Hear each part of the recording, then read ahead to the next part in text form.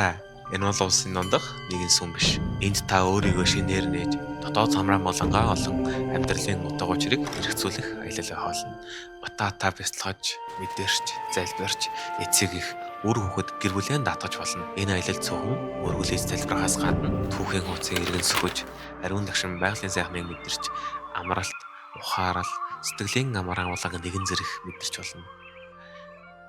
Утаа 5 ороглын аялал таныг орж байна. Энд та ариун агцны үнэрт ариусаж, уугийнх хүчний үнэрт бясалгаж, бурхны үрдийг эргүүлэн сэтгэлээ цэвэрлэж, мянган аян шатаар алхаж, гэмээн сайруулж, буйнаа хурааж, сэтгэлээ бясалхан буцаж ирэх болно.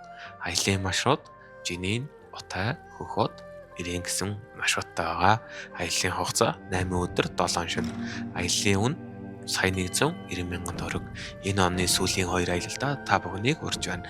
Аялын өдрүүд 8 сарын 25, 9 сарын 15 гэсэн өдрүүд байгаа. Та бүхэн бүртгүүлэхийг хүсэх юм бол комент хэсэгт нэг хийж өчээрэй. Баярлалаа.